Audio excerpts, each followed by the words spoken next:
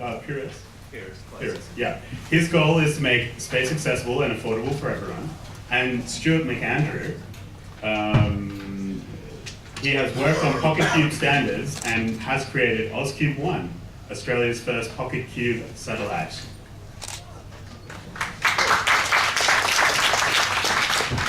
All right, thanks, Will. So my name's Conrad Pyrrhus, Stuart's my business partner, and we're from Picosat Systems. So we're from Western Australia. So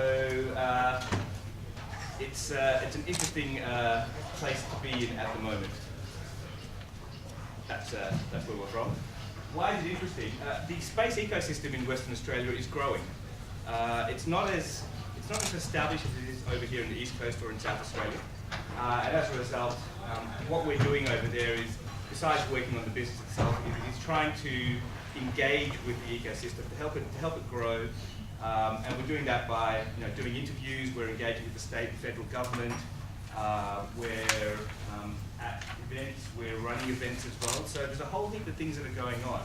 But what's really good about that is, and I guess what's exciting is that we're at the start of, I guess, the space ecosystem, the space community coming together in Western Australia. So that's a great place to be. And as a startup and as a new space company, it's also a good place to be. And hopefully we'll grow with WA as it does.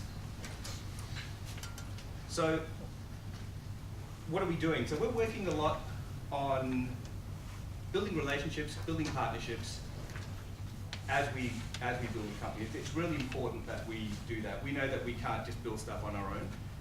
And to be successful, we need to have those strong relationships, those strong partnerships. So we have a partnership with ICRA, the International Centre for Radio Astronomy Research. That's the Square Kilometre Array people. And that's them there holding one of our little satellites. And we did a zero-G flight with them. So we got the chance to test our PocketQube deployment technology in zero gravity. So let me show you that.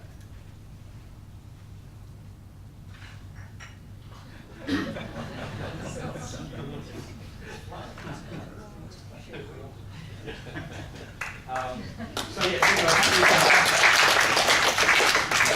that was great fun. Unfortunately, we couldn't actually be on the plane, but they did that for us. So that was that's part of this relationship, this partnership building that we're doing in WA.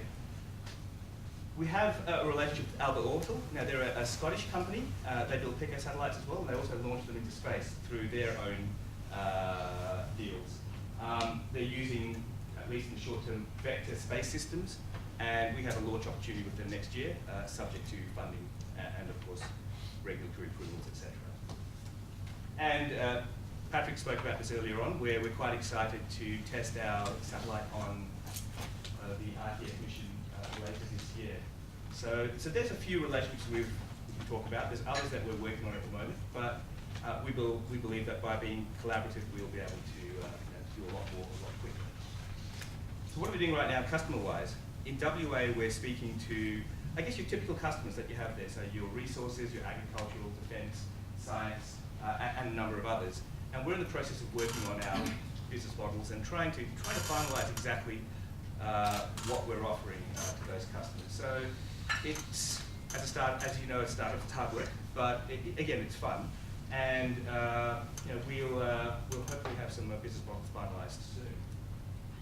This is an example of some of the work that we're doing. So this is like 64 satellites we've simulated in about 3 planes, I think it is, just to try and work out those business models to see what actually we can do and what's possible with the satellites. Here's another one. Here's a bit messy, but that's a 110 satellite providing full Earth coverage. So we're doing all of this work to understand exactly what we can offer and how we can offer it and how cost effective it is. So what's next? We're working on creating a bigger payload capability for our satellites. We're also looking at other technologies as well. So we're part of the SmartSat CRC, which we're quite happy to be part of, and we're looking at technologies like intelligent satellite systems and things like that. So I guess as a company, from a business perspective, we have a roadmap of the things we'd like to achieve, and we have a way forward that's collaboratively, and yeah, and we're excited about it. So let me pass over to Stuart, who'll talk a little bit about the tech. All right, thanks, Conrad. I don't know if any of you are familiar with AusCube One, so it's actually a project that I started probably about 5 years ago. It obviously started off as a concept, and look, if you don't know about it, it's a PocketQube, it's a picosatellite, so that's 5 by 5 by 5 centimetres, and it was really just a technology exploration for me to try and see, I guess, start building things for space. The best way to get going is to start doing it. So the main mission idea, as you probably heard yesterday, sending photos from Australian satellites, capturing photos of Australia, sort of really spurs sort of the imagination and to try and get other people involved. So the mission idea for AusCube One originally was just to get people involved, to sort of teach us a few things. It's going to have the camera on board, and it was really just a fairly simple satellite. So over time, that idea has evolved a bit more, and we've sort of tried to incorporate some improvements to our sort of tech demonstrator, and so we formed a company to sort of push the technology forward and to find these commercial applications. And so our current flight model, as you can see, the solar panel arrangement has changed over time. The camera's improved. It's now going to be a sort of a 5 megapixel, and so that will actually give you a 20 metre per pixel resolution on the ground. So even from something so small, you can still get Landsat quality images.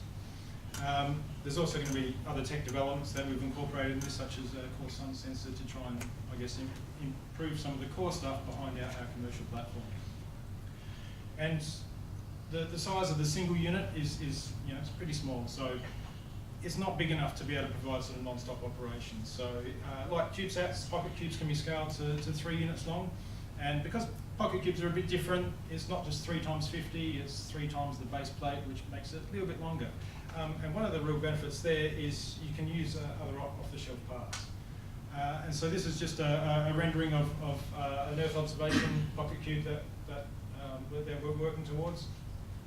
As you can see, it's got these standard solar cells. Now these ones are, rather than have to deal with these little tiny ones, you can actually buy these ones off the shelf, and obviously much bigger, more efficient, and radiation tolerant, and that kind of thing.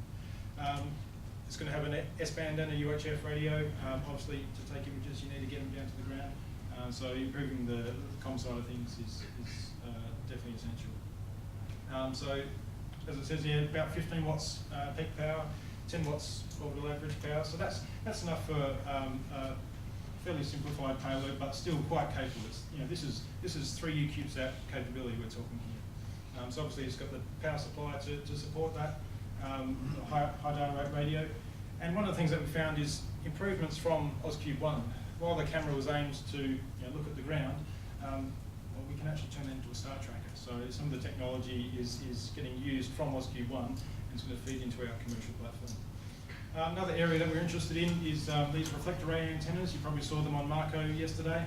And because they provide sort of a high gain in a fairly small package, we're looking at the options there for really small satellites to be able to have really high data rates. And I think there's other discussions later on today about high data rate satellites, so we're definitely interested in sort of all those things.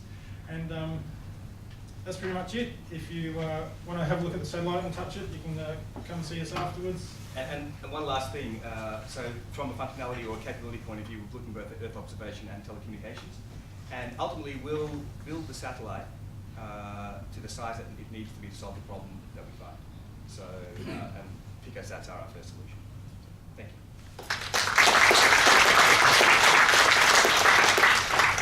We've definitely, thanks so much for rushing through that. We've definitely got time for 1 or maybe even 2 questions. Do you have any attitude control? So this one has passive magnetic stabilization, which is basically means it's got a fixed magnet on board. So the commercial one will have, I guess, your typical systems of magnetorquers and reaction wheels. So 1 more question. Just wondering, what kind of payload is translating from into the satellite? What kind of payload? Payload. You mean size or like telecoms or? When you want to satellite, you will have some equipment in mind, so such as some sensors. What kind of sensors can be applied? If it is less than 1 kilos. Yeah. So look, there's a physical size limit to the satellite. sensor-wise or payload-wise. As I mentioned, we're looking at Earth observation. We're also looking at telecommunications as two of the probably main areas, but really it's going to be the customer that will guide us as to what ends up in there. Yeah. The whole idea with being sort of a smaller, cheaper, more affordable platform is that you can sort of deploy 8 of these for every 1 year of Cubesat. So we're looking at applications that use distributed sensing, you know, I guess taking a lot sort of disparate data and combining it together with machine learning, that kind of thing, to just deliver a better solution. All right, thank Conrad and Stuart. Thank you.